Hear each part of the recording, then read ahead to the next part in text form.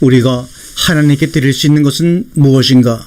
갈라디아 4장 22절과 26절, 로마서 9장 7절과 8절의 본문을 가지고 이 시간에 은혜를 나누도록 하겠습니다. 이스마엘은 아브라함의 계산과 그의 생각으로 가문의 때를 이으려고 사라의 허락을 얻어 애굽에서 데려온 하갈에게서 얻은 아들인 것은 우리가 다 알고 있습니다. 아브라함은 상당히 현실적이고 똑똑한 사람이었는가 봅니다. 자신의 능력과 현실을 잘 조화시켜가며 세상을 요령있게 살아간 것 같습니다. 가나안과 애굽을 오가며 재산도 모으고 첩도 거느리며 든든한 아들도 얻었습니다. 이제 부러울 것이나 아쉬울 것이 하나도 없을 것 같아 보입니다. 창세기 17장 18절에 아브라함이 이에 하나님께 고하되 이스마엘이나 하나님 앞에 살기를 원하나이다라고 하나님께 기도합니다.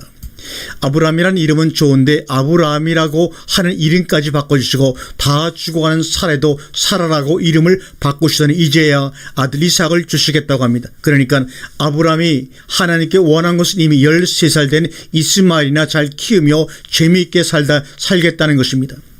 인간 아브라함은 적어도 하나님께 이것저것 달라고 요구하지도 않았고 잘 보이려고 겸손 떨지도 않았습니다. 스스로 모든 것을 해결하고 떳떳하게 살아가고 있는 사람이었습니다. 그러나 하나님은 그 모든 것을 묵살하시고 이름까지 바꾸시며 다시 시작을 하시는 것입니다. 아니, 이름을 바꾸시는 것이 아니라 다른 사람이 되는 것입니다. 그래서 이스마엘은 유업을 잃을 수 없는 것입니다. 이스마엘은 아브라함의 아들이기 때문입니다. 그래서 아브라함의 유업을 이 아들은 이삭일 뿐인 것입니다. 이처럼 하나님은 인간의 모든 노력과 지식으로 이루는 것들을 묵살해 버리십니다. 그런 것들은 하나님의 의를 가리는 인간의 바벨탑에 지나지 않기 때문입니다. 그러나 우리들은 자신이 열심히 해결할 테니 하나님은 옆에서 조금만 도와달라고 기도합니다. 주일 성수도 11조도 감사헌금도 건축헌금도 교회봉사도 열심히 할 테니까 하나님은 돈 많이 벌게 축복을 해주고 죽은 뒤에 천당이나 보내주시면 된다는 것입니다. 그 이상은 참견하지 말라는 것입니다. 그리고는 그 하나님을 사랑의 하나님이라고 그럽니다. 히브리 11장 10절에 아브라함은 시험을 받을 때 믿음으로 이삭을 드렸으니 저는 약속을 받은 자로 돼 그 독생자를 드렸느니라고 말합니다. 아브라함은 하나님께 독자 이삭을 드렸습니다. 그런데 많은 사람들은 이스마엘을 하나님께 드리려 하고 있습니다. 자신들이 아직 아브라함에게 독자 이삭이 없기 때문입니다. 아니, 이스마엘만으로도 만족하기 때문입니다. 그러나 하나님은 불의의 제물을 원하지 않으십니다. 새 언약을 따라 자신의 형상이 찍혀있는 제물만을 사랑하시고 원하시기 때문입니다. 에레미야 31장 31절 이하를 한번 읽겠습니다. 나 여호와가 말하노라. 날에 이르느니 내가 이스라엘 집과 온 유다 집에 새 언약을 세우리라. 나 여호와가 말하노라. 이 언약은 내가 그들의 열째 손을 잡고 애굽 땅에서 인도해 내던 날에 세운 것 같지 아니할 것은 내가 그들의 남편이 되었어도 그들이 내 언약을 파하였습니다. 나 여호와가 말하노라. 그러나 그날 후에 내가 이스라엘 집에 세울 언약은 이러하니 곧 내가 나의 법을 그들 속에 두며 그 마음에 기록하여 나는 그들의 하나님이 되고 그들은 내 백성이 될 것이라. 그들이 다시는 각기 이웃과 형제를 가리켜 이르기를 너는 여호와를 알라 하지 아니하리니 이는 작은 자로부터 큰 자까지 다 나를 알미니라. 내가 그들의 죄를 사하고 다시는 그들의 죄를 기억하지 아니하리라. 여호와의 말이니라. 성경의 구약은 말 그대로 옛 약속입니다. 광야 시내산에서 모세가 돌비에 새겨받은 율법과 계명입니다. 예수 그리스도의 십자가 사건으로 신약이 기록되고 신약은 말 그대로 새 약속이요 에레미야 선지자가 이미 예언한 새 언약의 이루어짐의 기록인 것입니다. 즉 신약은 율법이 아닌 새 언약이 성취된 사람들의 고백서요 멜기세덱의 반차를 쫓아 앞서가신 그리스도를 따라 자신을 하나님께 드리는 새 언약의 제사를 기록한 생명의 책입니다. 하나님께 감히 무엇을 드린다고 생각지 마시길 바랍니다. 아브라함이 드린 것은 부정한 제물이요 아브라함은 하나님께 받은 약속의 성취인 이삭에 드리며 이삭은 바로 독생자 예수 그리스도의 분신이었던 것입니다. 가이사의 것은 가이사에게, 하나님의 것은 하나님께 바치라고 주님이 말씀합니다. 마태복음 22장 18절 이하의 말입니다. 예수께서 저희의 악함을 보시고 가라사대 외식하는 자들아 어찌하여 나를 시험하느냐. 셋돈을 내게 보이라 하시니 데나리온 하나를 가져왔거늘 예수께서 말씀하시되 이 형상과 이 글이 네 것이냐 가로되 가이사의 것이니이다. 이에 가라사대 그런즉 가이사의 것은 가이사에게 하나님의 것은 하나님께 바치라 하시니 저희가 이 말씀을 듣고 귀히 여겨 예수를 떠나니라고 말씀하고 있습니다. 세상을 살아가려면 돈이 필요한 것은 누구나 다 잘 아는 사실입니다. 오늘의 본문 말씀도 많은 사람들이 너무나 잘 아는 말씀입니다. 알기는 잘 아는데 엉뚱하게 알고 있는 사람들이 있어서 문제인 것입니다. 어떤 사람들은 심지어 교회 헌금을 거두는데 이 말씀을 인용할 때도 있습니다. 졸지에 불쌍한 하나님이 되는 것입니다. 어떤 사람들을 배불리기 위해서 지금 이 시간에도 하나님은 바쁘신 것입니다. 냄새나는 돈을 가이사와 나누고 세종대왕도 나누어 가져야 되니 얼마나 바쁘시겠습니까? 그래도 한국교회 무궁한 발전을 위하여 하시는 일이니 기쁘시겠지만 퀘스천 마크입니다. 과연 그럴까? 하나님은 하나님의 형상이 없는 것은 받지 않으십니다. 여러분들이 아무리 열심히 드려도 하나님과는 상관이 없는 것입니다. 세종대왕 찍혀있는 돈 몇 푼 내놓고 축복받고 천당 갈 생각 아예 하지 말라는 것입니다. 죽은 다음에 속은 것이 억울해서 이를 갈 것이기 때문입니다. 그러면 하나님은 우리에게 무엇을 받으시겠다는 말인가? 그 말입니다. 그렇다고 하나님이 찍혀있는 돈을 얻고 돈에다가 하나님을 그릴 수도 없고 우리 안에 있는 것을 받으시겠다는 것입니다. 마음속에 하나님의 형상이 광하고 찍혀있는 우리들을 받으시겠다는 것입니다. 형상이 찍혀있는지를 어떻게 아느냐고요? 그건 나도 모릅니다. 하나님이 그리하시면 스스로 알게 된다고 했습니다. 고린도서 3장 11절에 주는 영이시니 주의 영이 계신 곳에는 자유함이 있느니라. 우리가 다 수건을 벗은 얼굴로 거울을 보는 것 같이 주의 영광을 보매 저와 같은 형상으로 화하여 영광으로 영광에 이르니 곧 주의 영으로 말미암음이라고 말씀하고 있습니다. 세상이 바뀌긴 했지만 인간 세계 혼인도 서로의 순결을 요구하고 특히 신랑은 신부의 순결을 첫째 조건으로 여깁니다. 신부가 처녀가 아니면 다른 사람의 흔적을 느끼기 때문이고 실제로 몸과 마음의 흔적을 지우기가 어렵기 때문입니다. 그래서 첫사랑의 기억과 상처는 영원하다고 했나 봅니다. 그 흔적이 가슴의 형상으로 남아있기 때문인가 봅니다. 이렇게 우리 인간들도 다른 사람의 형상이 새겨진 손때 묻은 흔적을 싫어하고 그 때문에 자신의 형상이 상대에게 확실하게 새기지 않고 자꾸만 지어지기 때문입니다. 하물며 하나님의 형상을 아무데나 새길 것인가? 깨끗하고 눈같이 순결한 가슴에만 새깁니다. 그래서 동정과 순결을 요구하시고 그곳에만 독생자라는 형상을 씨를 확실히 남기시어 풍성히 자란 그 순결한 제물을 받으시는 것입니다. 아무 것이나 가지고 11조 운운해서는 안 됩니다. 여러분의 봉급에서 10개 중에 1개를 떼서 바치는 것이 11조가 아닌 것입니다. 그 말소리 자체도 하나님은 싫어하신다고 말라기 1장 10절에 분명히 기록으로 남겨 놓으셨습니다. 만군의 여호와가 이르노라 너희가 내 단 위에 헛되이 불사르지 못하게 하기 위하여 너희 중에 성문을 닫을 자가 있었으면 좋겠도다. 내가 너희를 기뻐하지 아니하며 너희 손으로 드리는 것을 받지도 아니하리라고 말씀하고 있습니다. 새 언약의 성취는 생명책의 기록이요 하나님께 드려질 헌물이 되는 것입니다. 아비도 없고 어미도 없고 족보도 없는 멜기세덱의 반차를 쫓아가신 그리스도의 뒤를 이어 줄줄이 자신을 드리는 제사장들의 행렬을 원하신 하나님. 아론의 반차를 쫓는 제사장들은 제물을 바친 자와 자신의 죄를 위해 매일 반복해서 드린 율법적 구약의 제사지만 멜기세덱의 반차를 쫓는 새 언약의 제사장들은 단번에 자신을 드리는 제사입니다. 그래서 독생자를 낳는 아비가 되어야 하는 것입니다. 그 외의 것은 모두 성생으로서의 사역일 뿐입니다.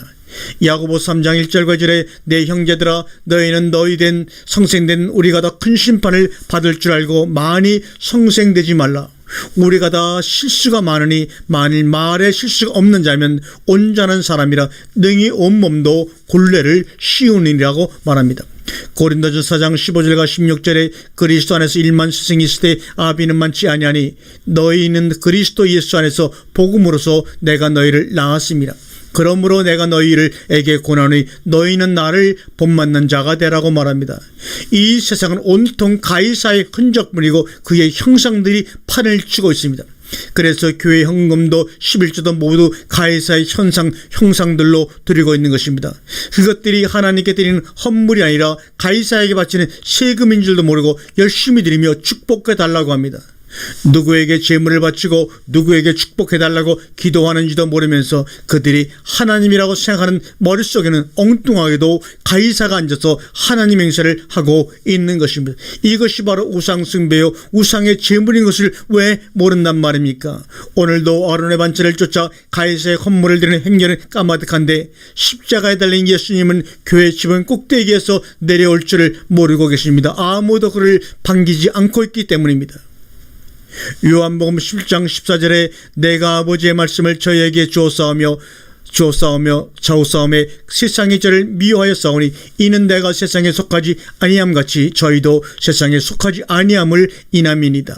내가 비옵는 것은 저희를 세상에서 데려가시기 위함이 아니요 오직 악에 빠지지 않게 보존하시기를 원함이다. 내가 세상에 속하지 아니함 같이 저희도 세상에 속하지 아니하였사옵나이다. 저희를 진리로 거룩하게 하옵소서. 아버지의 말씀은 진리이다.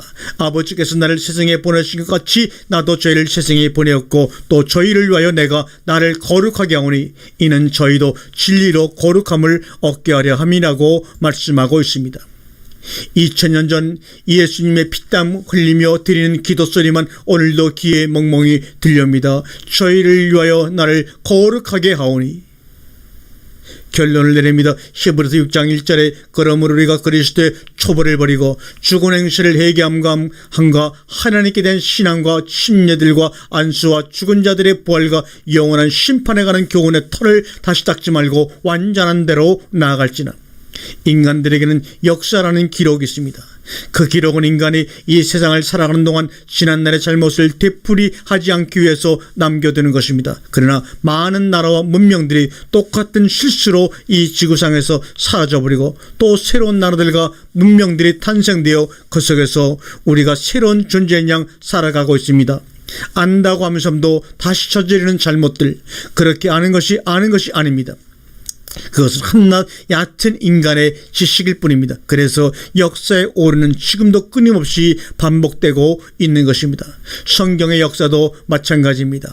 애굽과 가나안을 오가며 금성화지어 하나님을 번갈아 섬기며 하나님의 인간 구원의 역사는 맴돌고 있습니다. 완전한 데 나아가면 율법의 완성이요 율법의 완성은 율법에 대하여 죽는 길밖에 없다는 것도 알고 있으면서도 그것을 지식적으로만 알고 있기에 아무런 변화 없이 엉거추춤 살아가고 있습니다. 자기의 부인과 십자가 사건이 없이는 완전한 대로 나아갈 수가 없는 것입니다. 그런데 2000년 전이나 지금이나 많은 사람들이 죽은 행실은 버리지 못하고 십자가는 자신들의 액세서리로 만족하고 있습니다. 2000년 전 예수님께서 십자가에 달려 시범을 보이셨지만 사람들은 세상이 자기를 미워할까봐 겁내며 오늘도 예수를 부인하고 입으로만 주여 주여를 외치고 찾고 있는 것입니다. 십자가의 사건은 예수로 끝난 줄 알고 있는 사람들에게 그 사건을 어떻게 설명할 수 있단 말인가? 아니, 설명한다고 해도 이해가 될 일일까? 망설여집니다. 차라리 사도 바울의 울부짖음이 우리를 향해 비웃음으로 들려오는 것이 인간 능력의 한계를 보는 것 같아 마음이 때로는 편합니다. 갈라디아 3장 1절에 어리석도다 갈라디아 사람들아 예수 그리스도께서 십자가에 못 박히신 것이 너희 눈앞에 밝히 보이거늘 누가 너희를 깨드냐 말합니다. 기독교 이론의 뿌리가 된 사도 바울의 신약성서의 서신서들이 바울의 답답한 마음들로 가득 차 있는 것은 인간의 지식과 논리전향한 이론까지도 하나님의 역사가 개입하지 않으면 쓸모없는 한 조각의 휘지처럼 되어버린다는 사실을 깨닫게 해줍니다. 사도 바울 확실히 대단한 사람인 것은 틀림이 없습니다. 그러나 그의 이론들이 오늘날 기독교를 이런 식으로밖에 키우지 못하고 주저앉고 마는 것은 무엇 때문일까요? 어떤 달변으로도 어떤 문장력으로도 자신의 체험을 설명할 수 없었기 때문이었을 것입니다. 그 문제를 예수님은 부드러운 비유로 극복한 것입니다. 비유만이 가능했기 때문입니다. 바울의 이론적인 논리는 신학일 뿐입니다.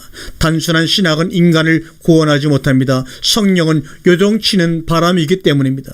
어디서 와서 어디로 가는지 알지 못하는 바람을 이론에 가두어둘 수만은 없는 것 아닙니까? 바람은 누구도 막을 수도 막을 수도 오게 할 수도 없기 때문입니다. 바람이 막혀 있으면 그것은 이미 바람이 아니기 때문입니다.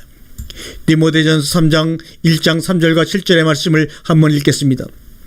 내가 마게도냐로 갈 때 너희를 권하여 에베소에 머물라 한 것은 어떤 사람들을 명하여 다른 교훈을 가르치지 말며 신하와 끝없는 족보에 참여치 말게 하려 함이라. 이라는 것은 믿음 안에서 하나님의 경륜을 이론보다 도리어 변론을 내는 것이라. 경계의 목적은 청결한 마음과 선한 양심과 거짓이 없는 믿음으로 나는 사랑이거늘 사람들이 이에서 벗어나 헛된 말에 빠져 율법의 성성에 들여나 자기의 말하는 것이나 자기의 학증하는 것도 깨달지 못하는도다라고 말합니다. 이제 결론으로 가보도록 합니다. 오늘날의 멜기세덱 하면 11조 하면 돈을 생각하도록 철저히 세뇌되어 버리게 된 이유가 어디에 있는가? 기독교 신앙의 뿌리를 남긴 바울 사신 어디를 보아도 11조란 말을 찾아볼 수도 없다는 사실을 여러분 아십니까?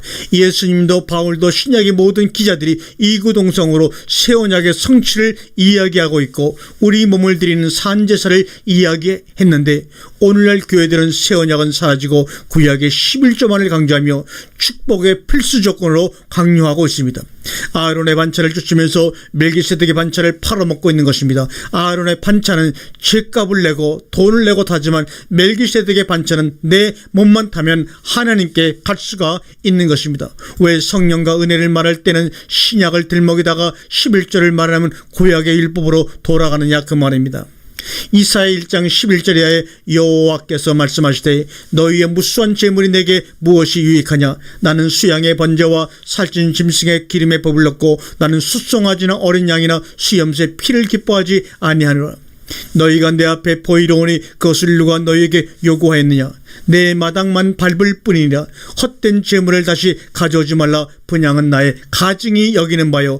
월삭과 안식일과 대의로 모이는 것도 그러하니 성의 와울로 악을 행하는 것을 내가 견디지 못하겠노라고 말씀하고 있습니다. 소돔과 고모라를 향해 이사야 선지자를 통해 하나님께서 하신 말씀입니다. 우리와는 상관없는 상황이라면 할 말이 없습니다. 그렇다면 새 언약은 말하지 말자. 아브라함이 한 일을 가지고 이미 죽은 우리 조상 운운하며 11조나 열심히 챙기면 되는 것이다. 어차피 바치는 자나 받는 자나 모두 소돔과 고모라의 신세가 될 테니까 말입니다. 끝으로 교회에 돈을 내지 말라는 말 절대로 아닙니다. 다만 돈을 내며 하나님이나 천국이나 구원 따위만은 생각하지 말라는 것입니다. 돈을 내고 평안해지는 그 마음을 망하게 하기 때문입니다. 자기도 죄에 빠져 가야 할 자기 부인과 자기 십자가의 길을 잊어버리게 하기 때문입니다. 돈으로 하나님의 일을 한다는 것은 모두가 거짓이고 사기입니다. 하나님의 말씀을 팔아먹는 장사꾼일 뿐입니다. 그 문제만큼은 어떤 이유건 간에 하나님이 용납지 아니하시는 최악의 바벨탑인 것입니다. 결국 기독교는 돈으로 쌓은 바벨탑으로 인하여 이 세상에서 사라지고 말 것인가 고민해 봐야 합니다. 요한복음 2장 16절에 내 아버지의 집으로 장사하는 집을 만들지 말라. 요한복음 2장 19절에 너희가 이 성전을 헐라 내가 사흘 동안에 일으키리라. 주님이 사흘 동안 일으키신 그 참된 성전이 여러분과 제 몸과 마음 안에 완성된 줄 믿고 하나님께 감사하시기를 바랍니다. 아멘.